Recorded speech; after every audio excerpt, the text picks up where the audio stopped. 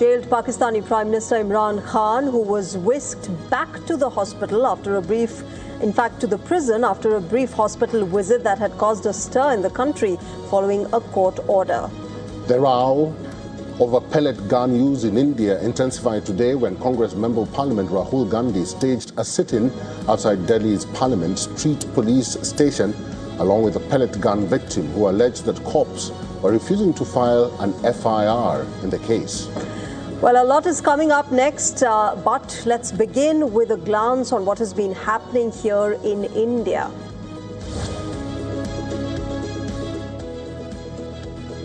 Well, massive drama played out in the heart of Delhi today. Leader of opposition Rahul Gandhi upped the ante against the Modi government as he turned up at the Parliament Street police station with an alleged pellet gun victim of the 20th July protests. Sahil Lochab and Rahul sat on a dharna demanding an FIR be registered, which was eventually done against unknown persons. In fact, the FIR has been filed under sections 118 and 125 of the Bharatiya Nyaya Sanhita.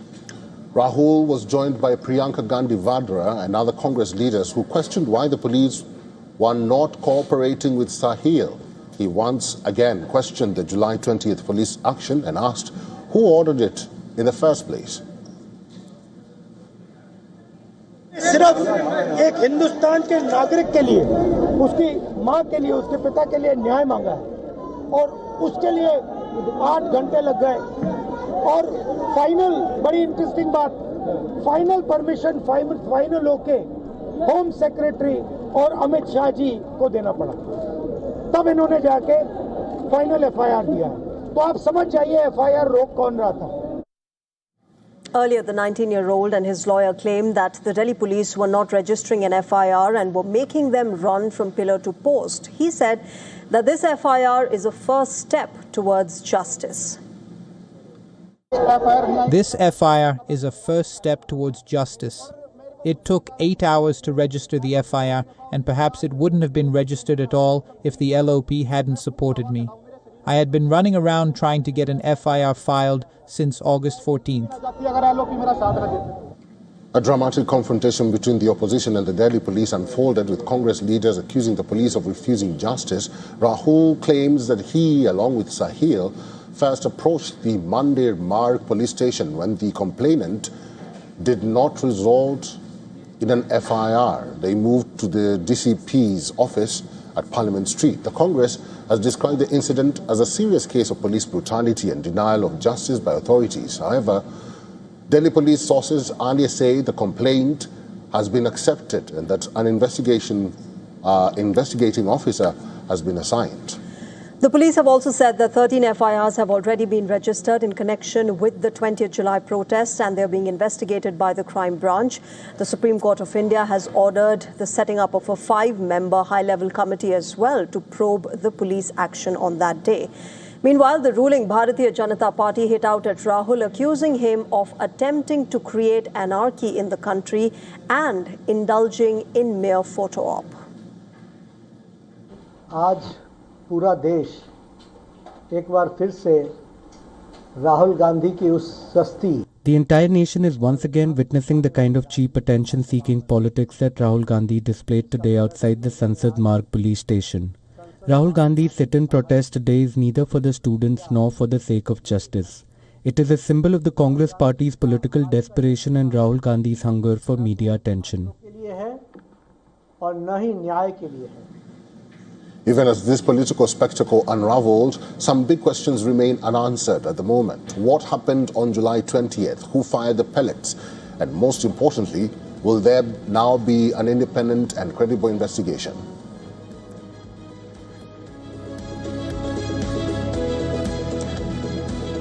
All right, let's get a perspective on this from the legal point of view. What does this entire controversy mean and how does this proceed forward? Joining us tonight on Race to Power is Mrinalini Deshmukh, She's an advocate at the Bombay High Court. Good evening and namaskar. Welcome to WION. Can I start by asking you what you think of this entire process from the legal point of view? Because there's already the Supreme Court, which has directed a 5-member high-level committee that is to be set up to probe these very allegations that Rahul Gandhi and Sahil Lohja made today. What should the police have done? Should it have gone with the Supreme Court-ordered panel to probe this, or register a separate FIR, particularly for this individual? See, to be honest to you, it took Supreme Court to come in and to issue these kind of orders to get into this. Because a student's protest, which was a peaceful protest for the causes that they were fighting for, was met with opposition from the government with these pellet bullets. Now, the question that arises is that what the leader of the opposition has done is wanting to have an FIR registered because it is a serious offence. And from a legal standpoint, he is well within his rights for the betterment or for the Gen Z students or the protesters who were there to be able to bring about justice to them. Now, whatever the opposition party, or rather whatever the BJP or the ruling party may say, this was a cause which was done in the benefit of the students. Now, despite the fact that the Supreme Court has set up a high-level investigation into it, this is one of the things which are there. But of all the things that is there, this is the most serious according to me. So it was necessary, in my understanding, to bring attention to it. And today, because of action of the leader of the opposition, there has been an FIR registered so that now there will be a thorough investigation. Because if you remember the discussions during that period, it was just shifting the blame to people. Nobody was willing to take the onus. At the outset, they first said that there are no pellet bullets. Then they said, okay, then they had to get some 3-4 people who were hurt, and then they said, yes, it was there, but we don't know who did it. And then it came to a situation that, okay, the Supreme Court took cognizance of it and got it done. But I think this was more important because even these pellet bullets, what they were fired at the students, was completely inappropriate, was completely against the legal procedure, and it was, in my understanding, and what do I say? It was atrocities on the students done by the police.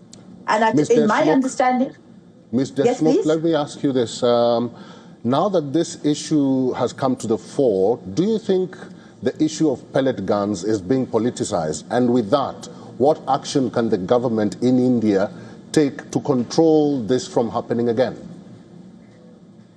So to answer your question, whether it has been politicized, I don't agree with you. It is something which has been brought to the forefront because of what the students underwent.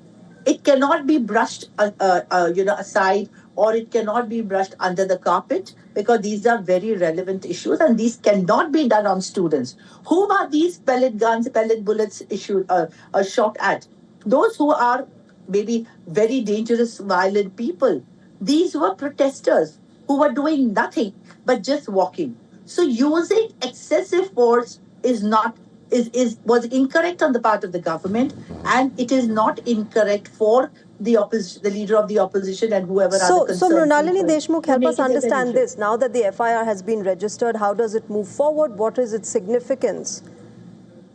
So once the FIR has been moved, the process under the criminal procedure is there will be a thorough investigation right from the time that who is from the Home Ministry or other department of the government who issued these orders, on whose instance were they issued, and why were they issued, and do they have a data of what are the things or which are the people who were hurt by it. And when I mean hurt by it, they were not real bullets, we all know that, but who were injured, if I may use that word. So a thorough investigation will be done, and I think that's extremely important from the students' point of view to know who was the person behind this thing. All right. We'll leave it there. Mrinalini Deshmukh, thank you very much for joining us on WION and helping us decode this entire controversy and situation as far as the legal point of view is concerned. Thank you so much. Thank you for having me over. A 16-question test is now deciding how well Mumbai's auto and taxi drivers can communicate in Marathi. Maharashtra's Marathi language requirement for commercial drivers has moved from a government order to on-ground enforcement. Well, drivers are being tested on basic Marathi, and those who fail could face action from the transport authorities. But does a language test really change the way drivers communicate with passengers, or does it simply add another layer of compliance for thousands of drivers? Our principal correspondent Disha Yadav takes us to Mumbai streets to find out what drivers as well as passengers make of this new rule in the state. Take a look.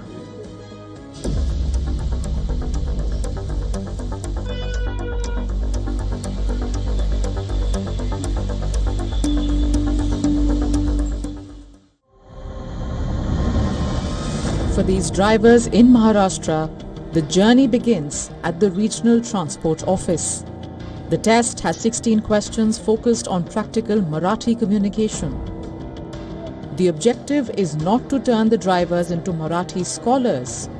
Rather, it is to ensure that they can understand and respond to basic passenger interactions.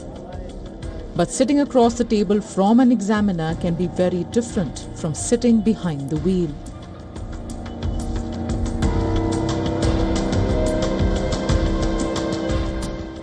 Yesterday itself, RTO officials took my Marathi test, asked me basic questions related to passenger and driver communication, like where would you like to go. I answered everything correct, so no notice was issued to me.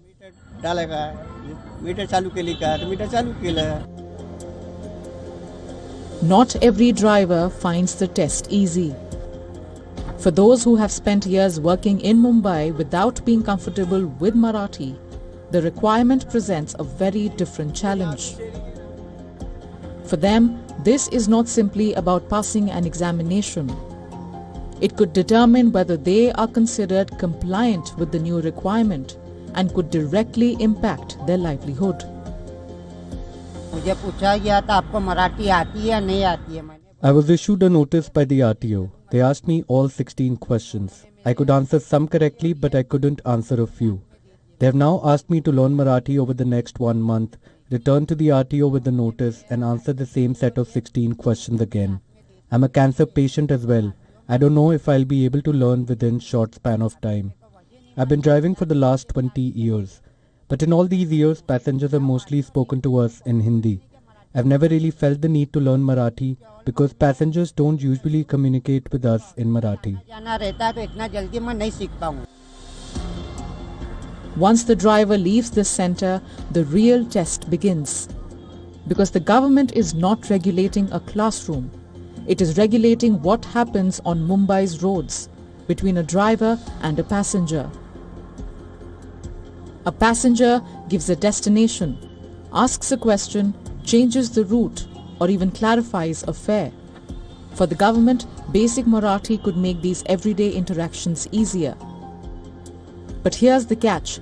Mumbai streets are multilingual, and passengers don't always communicate in Marathi either.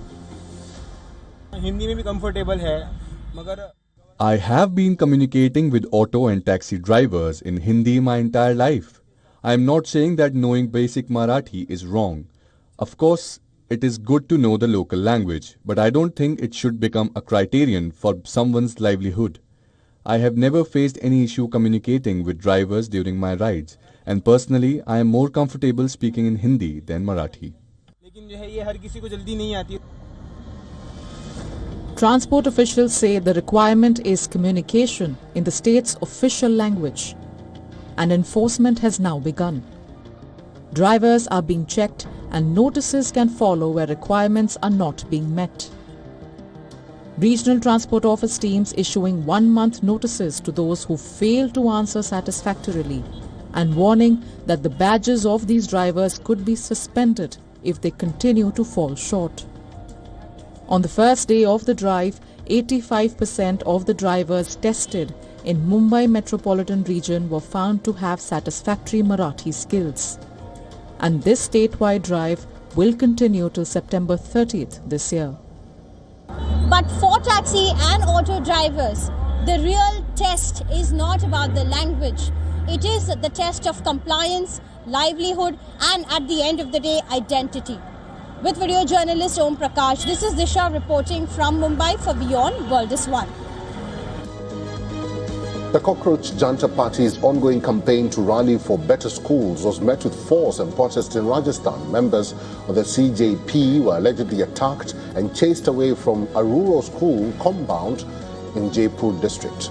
Well, visuals emerging from the scene show a clash between both sides, with unidentified people attacking and damaging cars of the Cockroach Janta Party members. CJP spokesperson Ashutosh Ranka was present at the site when these events unfolded. He claimed that people who stopped them from entering the school were goons sent by the ruling Bharatiya Janata Party in the state.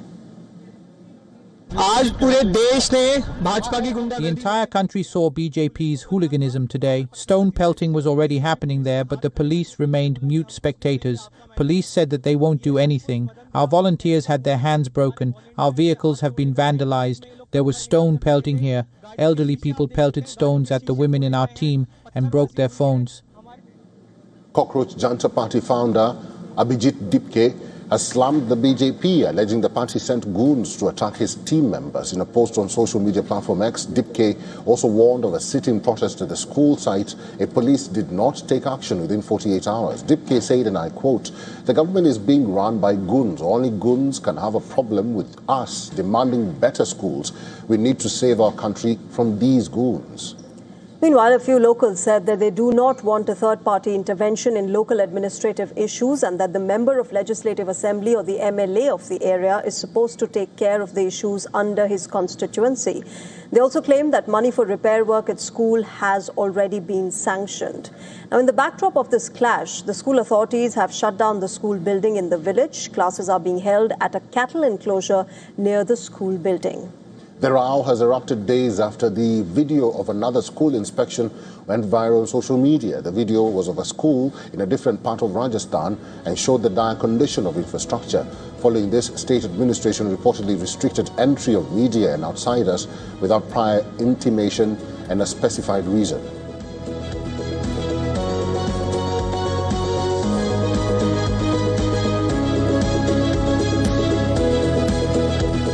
And with that, let's shift our focus now to southern Indian states. A week after Vijay's TVK government passed a resolution opposing delimitation, Chief Minister C. Joseph Vijay has now come under criticism by the DMK, which has accused Vijay of softening his hardline stance on the issue.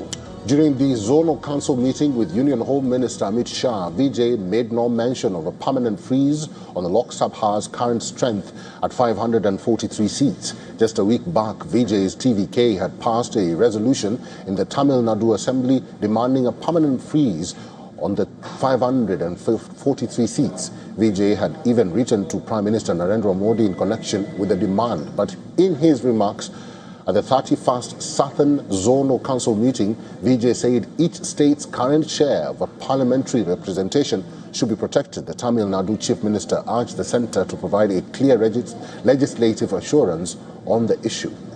This subtle change in stance can have massive political implications. Vijay's latest pitch appears to leave room for an expansion in the total number of the Lok Sabha seats, provided the relative political weight of southern states such as Tamil Nadu does not get diluted. Now, interestingly, just a week back, the TVK had slammed the DMK over a similar stance. And back then, reports had suggested that MK Stalin's DMK had softened its stance over delimitation and it was open to extending support subject to certain conditions, one of which was a uniform increase in Lok Sabha seats for all the states. The change in TVK's stance has drawn sharp fire from both the DMK and the AIADMK. Addressing the press, DMK Member of Parliament Dayanidhi Maran took a dig at the TVK and questioned why the Vijay government has gone from no delimitation to no reduction in parliamentary representation. Maran also took a veiled dig at Congress leader Rahul Gandhi, who had accused the DMK of betraying Tamil Nadu's interests. But yesterday, Mr. Vijay, Chief Minister of Tamil Nadu, when he met Mr. Amit Shah, his stand changed. From having two resolutions passed in Tamil Nadu, one with the all-party MPs meeting and one in the Assembly resolution, for no delimitation, he changed his stand to fair delimitation. So we like to ask Mr. Rahul Gandhi, who did you call traitor? Do you calling Mr. Vijay, Mr. Etapar? The AIADMK has also hit out at the TVK, accusing it of making a complete U-turn on delimitation. In fact, AMMK chief TTV Dinakaran has also lashed out at Vijay, calling the resolution passed in the assembly as a drama staged by the TVK to divert attention from other issues. The TVK is yet to formally rebut these charges, but the political storm over delimitation is set to intensify in the coming days.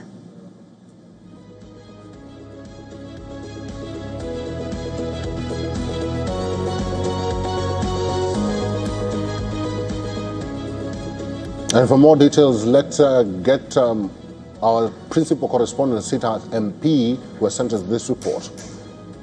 Tamil Nadu's principal opposition party, DMK, attacked the ruling TVK over the delimitation issue. The DMK has accused the TVK, led by Chief Minister Vijay, of taking a U-turn on their stance on the delimitation issue, which is constitutionally and politically crucial.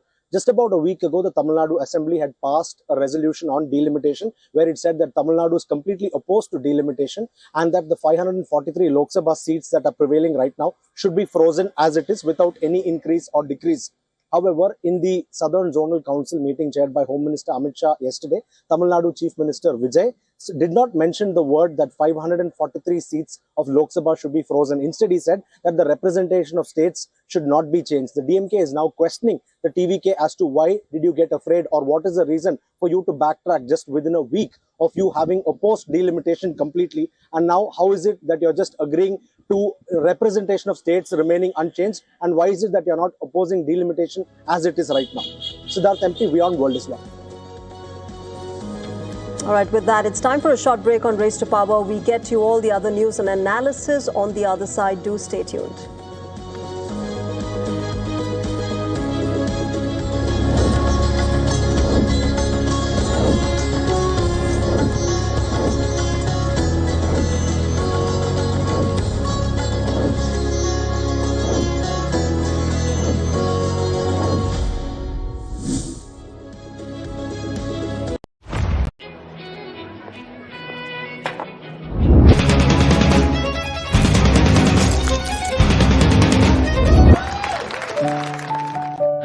No matter what your day throws at you, stay in the spa state of mind with the Kohler Spa at home.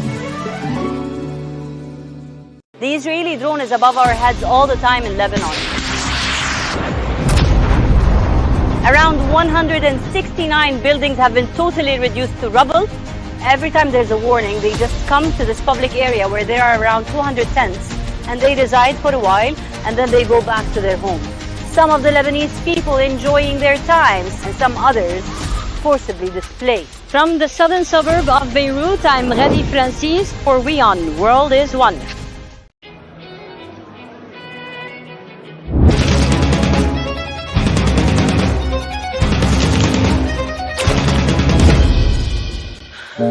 No matter what your day throws at you, stay in the spa state of mind with the Kohler Spa at home. In-depth coverage of global issues broken down into facts, figures, and simple words. Backed with analysis from field experts who truly matter, because we believe in decoding the real picture for you. Week after week, creating the maximum impact. Watch WION Wide Angle at these times on WION World is One.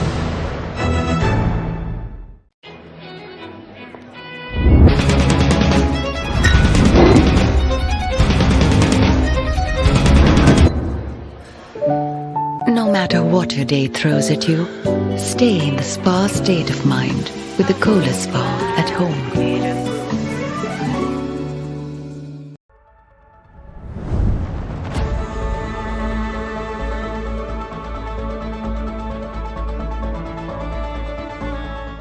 French football turns the page. Zinedine Zidane is the new head coach of Les Bleus.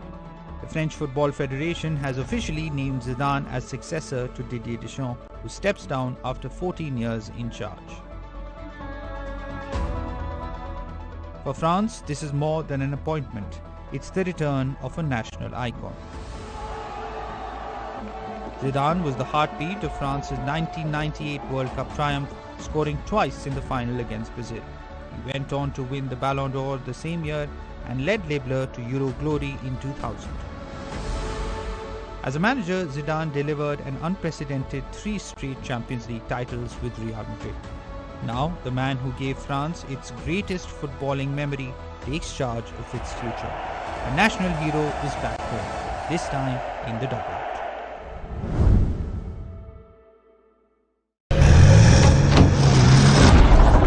The architecture of war is changing.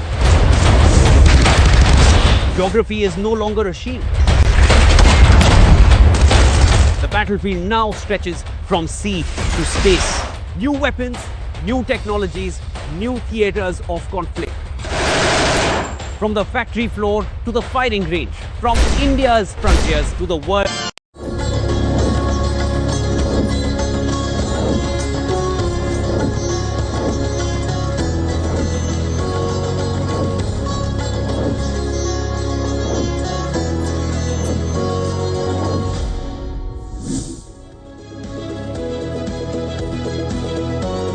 Welcome back to WION The World is One. This is Race to Power. We are glad you're watching. Time now to focus our attention to Asia.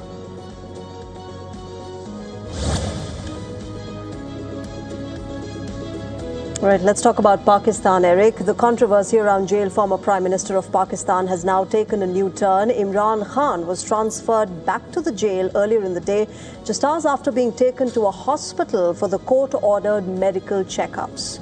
Doctors at the hospital sent the former Prime Minister back on grounds that he is medically fit to be in prison. However, controversy has erupted over Khan's hospital visit, since he was taken to a government hospital at the last minute instead of the planned and court-ordered visit to Shifa International Hospital. The transfer to Pakistan Institute of Medical Sciences was closely guarded, while hundreds of police were deployed around Shifa Hospital through the night, with roads blocked as Khan supporters gathered outside. Pakistan's Information Minister Ataullah Tarar confirmed the last-minute change in hospital and said that the shift was made due to a, quote, security situation created by PTI workers.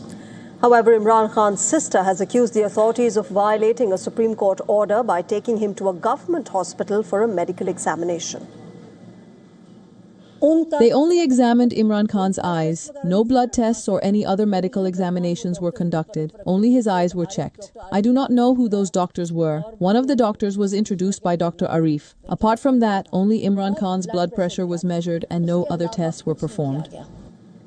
KP Chairman Sohail Afridi also slammed the establishment for sidestepping the court order and accused the government of contempt. The judges will have to decide whether the courts in Pakistan will effectively be shut down or whether action will be taken against those who have committed contempt of court and failed to comply with court orders. Until those orders are enforced, Pakistanis will ask why they should obey the law if powerful individuals can ignore the rulings of the judiciary. On the 18th of August, Pakistan's Supreme Court had ordered that Imran Khan be taken to the Shifa hospital, as they noted the constitutional and legal obligation to safeguard the life, health, dignity and security of the prisoner.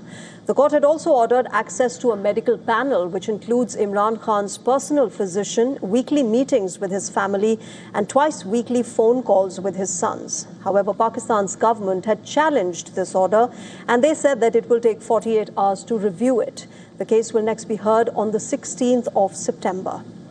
There are unanswered questions now on what prompted the government to undertake a short overnight hospital visit for Imran Khan while still contesting the court order. And these questions arise after PTI spokesperson and a close aide of Imran Khan say that the jailed leader will not confront military chief Asim Munir if he is freed.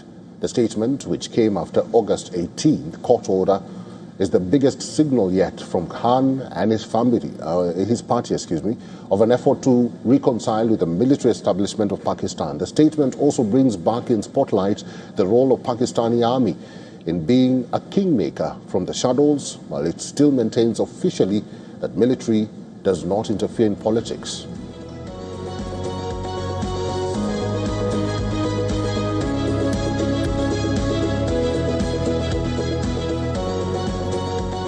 All right, joining us tonight on Race to Power is Adnan Kaisar. He's a political and foreign affairs expert joining us live from Islamabad. Adnan Kaisar, good evening. Welcome to WION.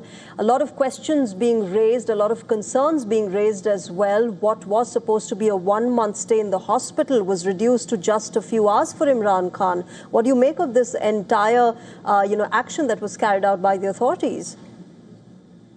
Well, thank you very much. First of all, very kind of you for an invite at WION.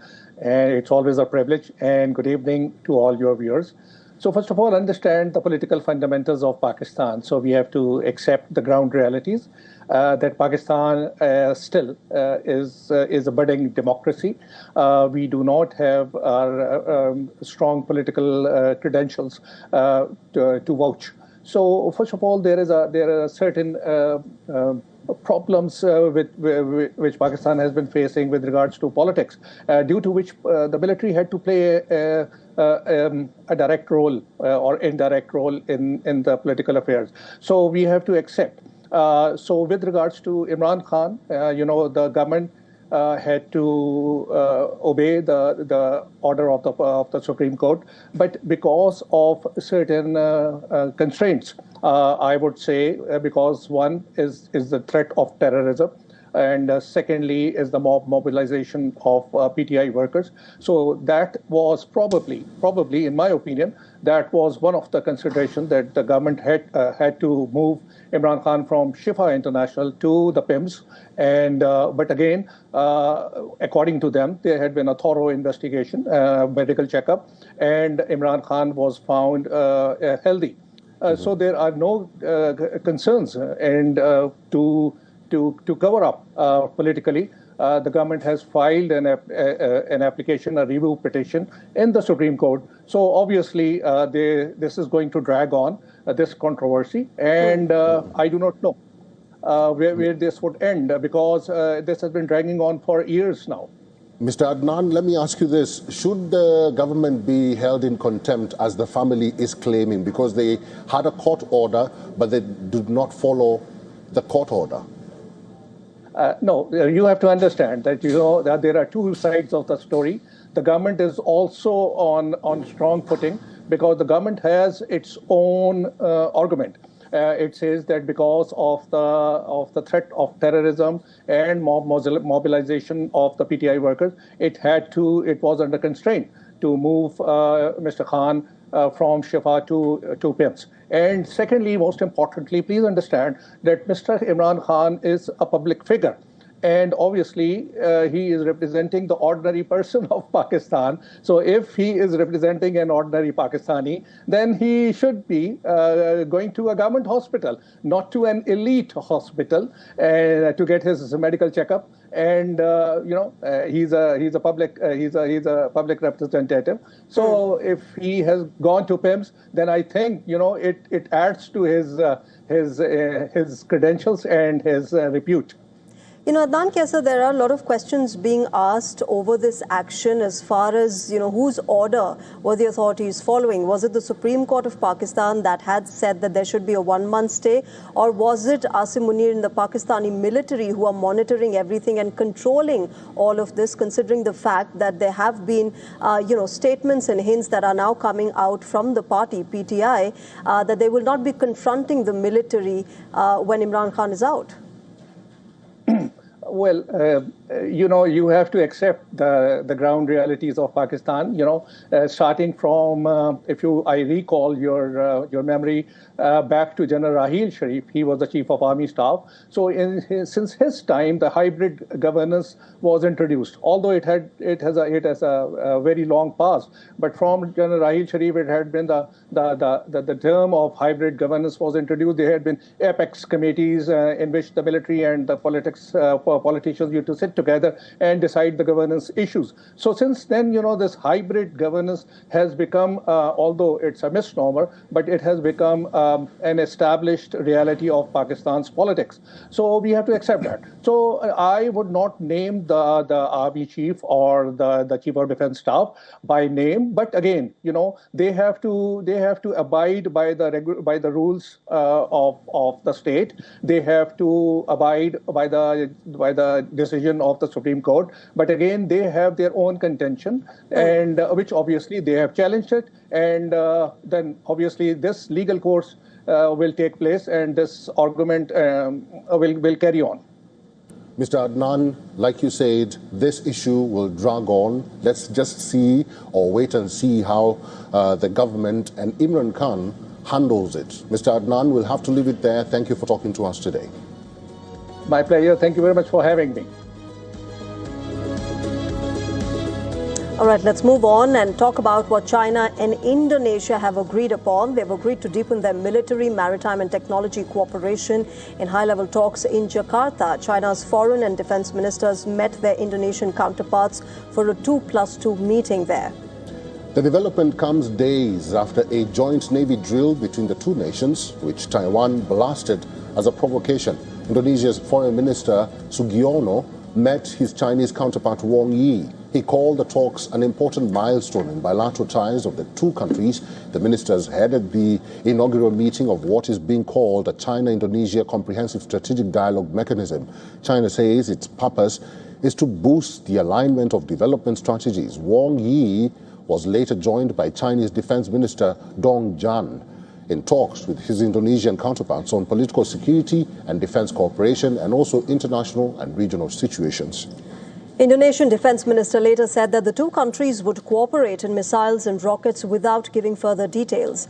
Jakarta and Beijing, remember, will also hold another military exercise this year under Helping Garud, a recurring joint drill focused on humanitarian assistance, disaster relief and military-to-military cooperation.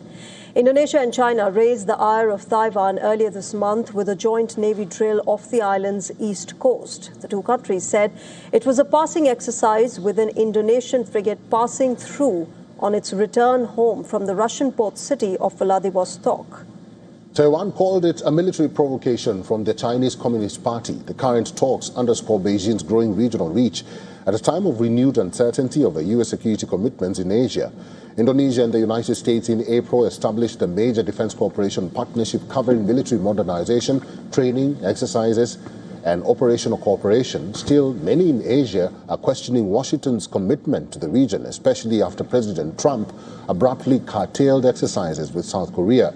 In the talks held in Jakarta, the two nations decided to restart fisheries cooperation and promote joint development in the South China Sea while working towards concluding talks on a regional code of conduct. They also committed to continuing the Jakarta-Bandung high-speed rail project using sustainable financing and efforts to increase passenger volumes. Indonesia's closer China ties also build on the first 2+2 dialogue in Beijing in April last year, when Jakarta and Beijing agreed to deepen security and maritime cooperation. Last year, Indonesia joined the BRICS bloc of emerging economies that includes Russia and China. But President Prabowo Subianto has also signed a trade deal with the United States President Donald Trump and joined his so-called Board of Peace.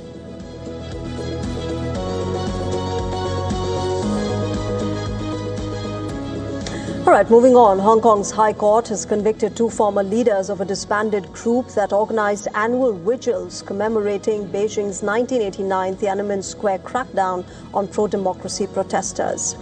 69-year-old Lee Chok Yan, 41-year-old Cho Han Tang were charged with inciting subversion of state power that carries punishment of up to 10 years in jail under a China-imposed national security law.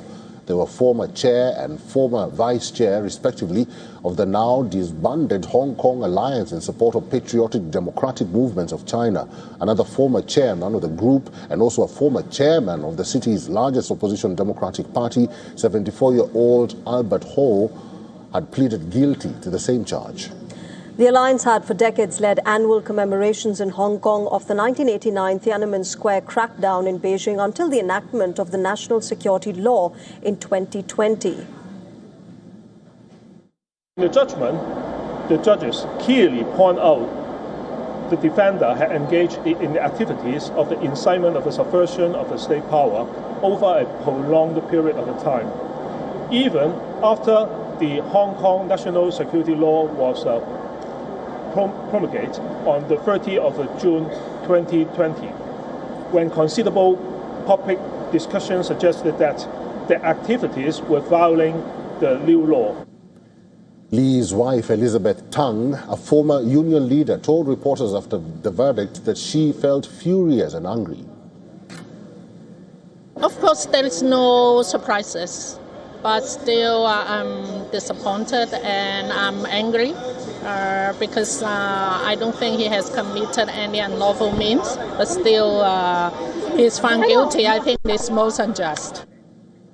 Hong Kong and Macau used to be the only places on Chinese soil that permitted public vigils to mourn those who died on the 4th of June in 1989, when Beijing sent troops and tanks to crush protests calling for political reform in and around the capital's Tiananmen Square. But public commemoration has been effectively banned since Beijing imposed a national security law on Hong Kong in 2020, following huge and at times violent pro-democracy protests the year before. Meanwhile, Taiwan has called on China to stop political persecution following the Hong Kong court's verdict. Taiwan's top China policy body, the Mainland Affairs Council, expressed deep regret and sorrow over the convictions and called on the Chinese Communist Party and the Hong Kong government to immediately release those who've been detained in the case.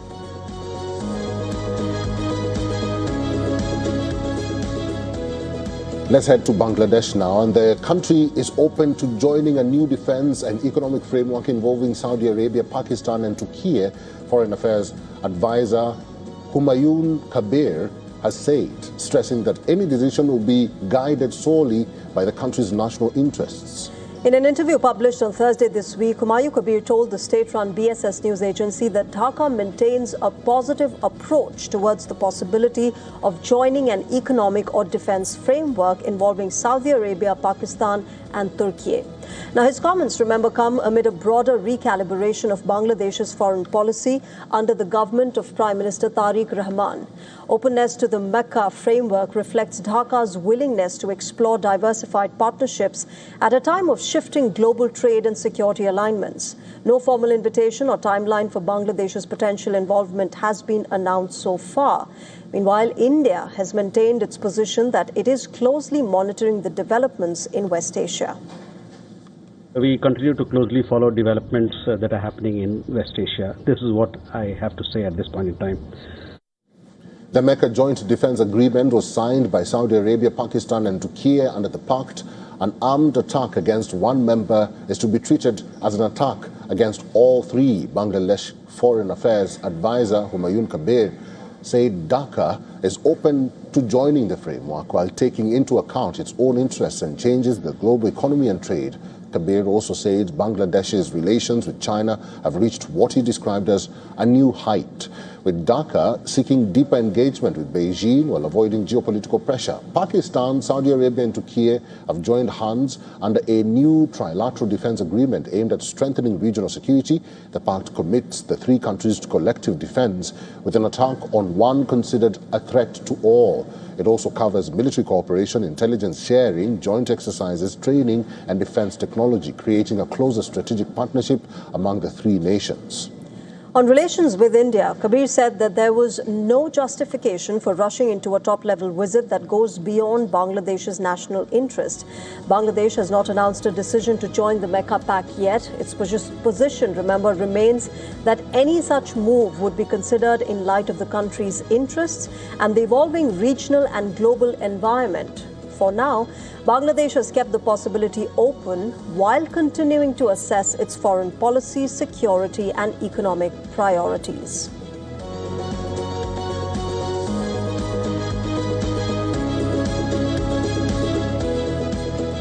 Time now to take a look at what is happening across the world.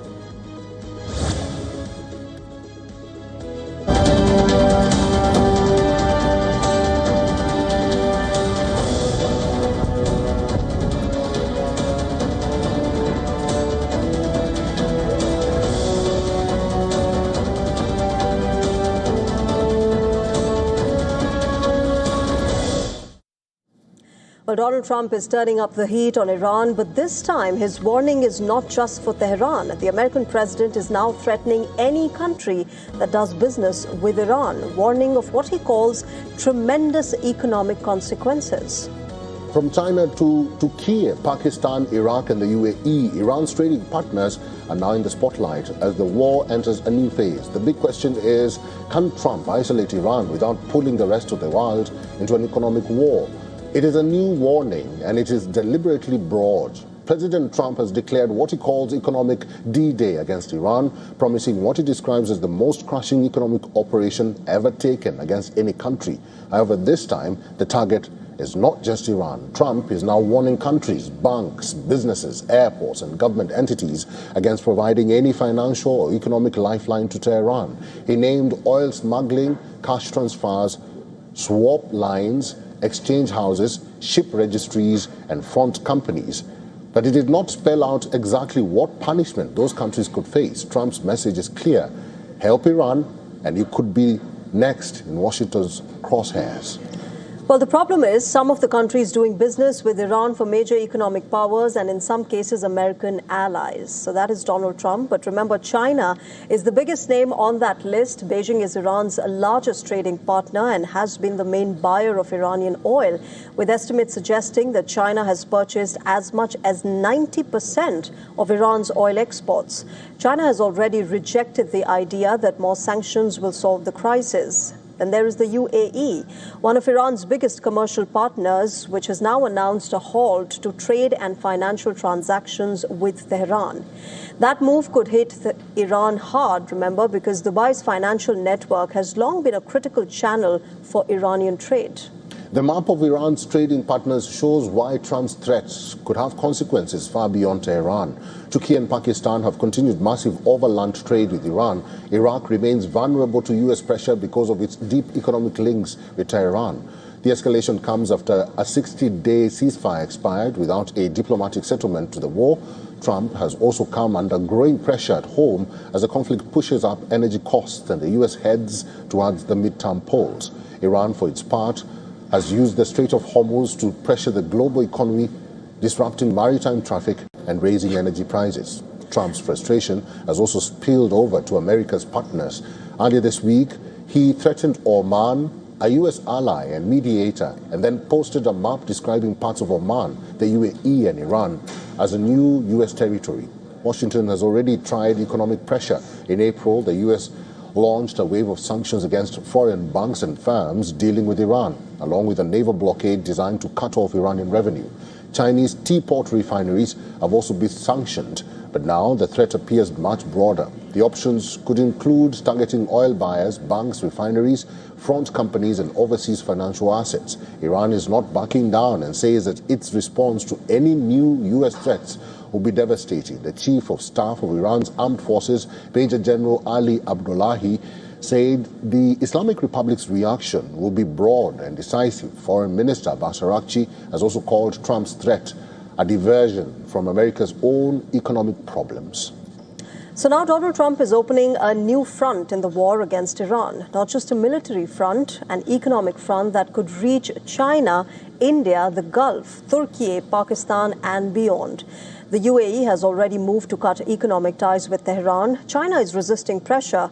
Other partners are now watching Washington's next move. The question is, will Donald Trump's economic D-Day force Iran back to the negotiating table or turn a war with Iran into a much bigger global confrontation? We're still talking about Trump, and the Trump administration has selectively declassified intelligence documents from past contests, but is currently withholding the official 2024 election foreign meddling report from the public. Well, reports show that while the Congress legally required U.S. intelligence agencies to share a holistic look at foreign attempts to influence voters in 2024, the administration has left this crucial document out of its recent releases. The document would provide the public with a holistic look at foreign attempts to influence voters and sow division around the presidential contest and other federal races that year. Now, the omission of the report on the 2024 election shows the highly selective nature of the Trump-White White House's approach to declassification. Picking and choosing what intelligence to disclose is the prerogative of any president, which is a tradition that presidents have observed since the modern classification system was established during the Truman and Eisenhower administrations. But Trump has politically weaponized that very system like never before during his second term. The administration has not publicly explained why the 2024 file has not been released, even as Trump has vowed in recent weeks to protect elections from foreign and domestic threats. Congress passed a number of laws after Russia's interference in the 2016 presidential election intended to better inoculate the American public from foreign attempts to influence voters. To some degree, presidents in both parties have always leaned on their declassification powers to selectively release files while holding back other secrets that could be considered embarrassing or complicate political and foreign policy considerations. Former President Biden, for example, declined to release a full, unredacted intelligence assessment about the murder of the journalist Jamal Khashoggi, even after a government board recommended it to be disclosed to the public. Since returning to office, Trump has declassified a large volume of files, including about the assassination of former President John F. Kennedy, sightings of UFOs, and under pressure from some of his supporters and members of Congress, millions of pages of documents about the disgraced financier, the late Jeffrey Epstein.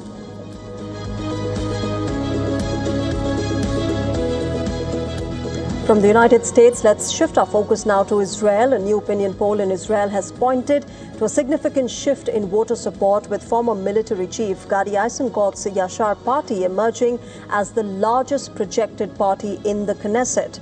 According to a poll for Mariv by Lazar Research and Panel for All, Gadi Eisenkotz's Yashar party is leading the latest projections, rising to 26 seats, up 3 from the previous week, while Benjamin Netanyahu's Likud has fallen by 1 seat to 20 now. Coming in third is Naftali Bennett's Together Party at 14. Arab parties are projected to hold 11 seats, and Hadash Tal is on 6 seats, while Ram is projected to win 5. The poll has put the opposition bloc at 60 seats, just one short of the 61 needed for a parliamentary majority, while the coalition bloc stands at 49 seats. Gadi Eisenkot is also gaining ground in the race for Prime Minister. 52% of respondents say Gadi Eisenkot is more suitable to serve as Prime Minister, compared with 38% for Benjamin Netanyahu, a record 14-point lead. The poll also shows Naftali Bennett maintaining a narrow lead over Benjamin Netanyahu in the preferred Prime Minister race. Bennett received 45% support compared with 41% for Netanyahu, a margin similar to the previous poll. In the comparison with Yisrael Beitenu leader Avigdor Lieberman, Netanyahu also holds a narrow lead. Netanyahu receives 42% support compared with 39% for Lieberman. To add to his woes, Turkey's Justice Ministry has formally asked the Interior Ministry to request an Interpol red notice for Israeli Prime Minister Benjamin Netanyahu. The request follows an ongoing prosecution before Istanbul's 11th High Criminal Court, stemming from an Israeli armed intervention against the global Samad flotilla carrying humanitarian aid to Gaza in international waters. The legal proceedings center on Israel's naval interception of the global Samad flotilla, a fleet of approximately 50 vessels carrying over 500 civilian activists and medical supplies aimed at breaking the blockade on Gaza. Turkish prosecutors allege that Israeli forces unlawfully raided the vessels in international waters, seized property, and subjected detained activists to physical abuse and unlawful detention.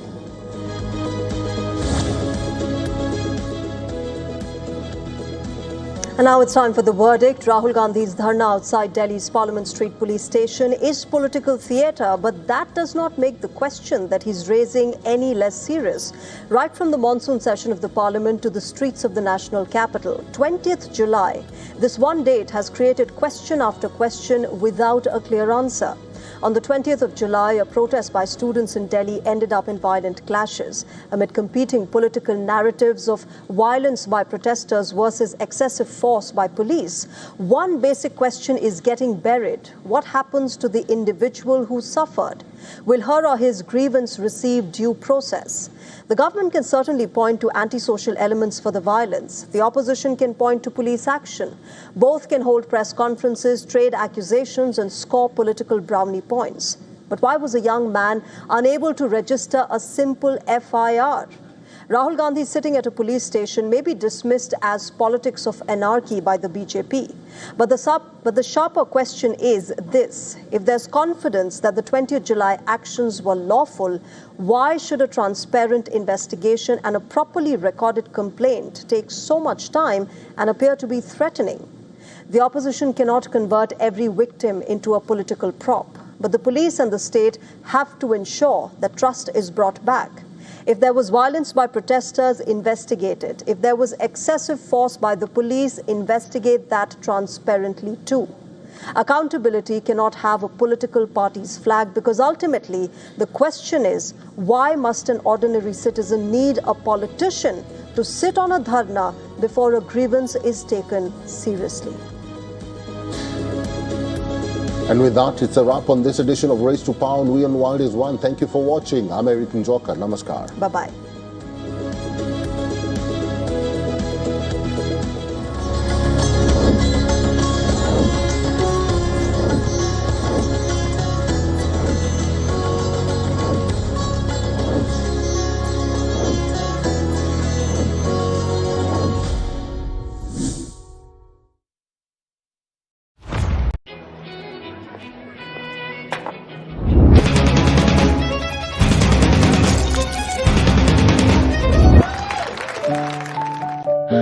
No matter what your day throws at you, stay in the spa state of mind with the Kohler Spa at home.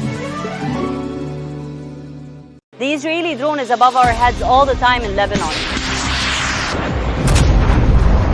Around 169 buildings have been totally reduced to rubble. Every time there's a warning, they just come to this public area where there are around 200 tents, and they reside for a while, and then they go back to their homes. Some of the Lebanese people enjoying their times, and some others forcibly displaced. From the southern suburb of Beirut, I'm Radi Francis for WION World is One.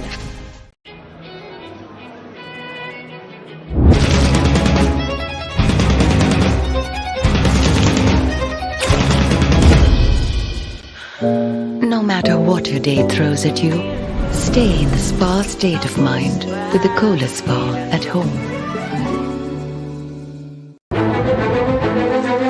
In-depth coverage of global issues broken down into facts, figures, and simple words. Backed with analysis from field experts who truly matter, because we believe in decoding the real picture for you. Week after week, creating the maximum impact. Watch WION Wide Angle at these times on WION World is One.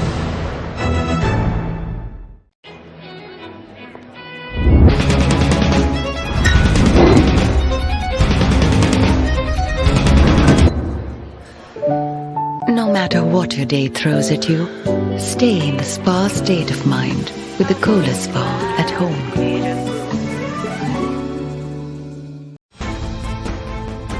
In the last 12 months, India's defense technology has taken some big steps forward. INS Mahendragiri is bringing stealth sensors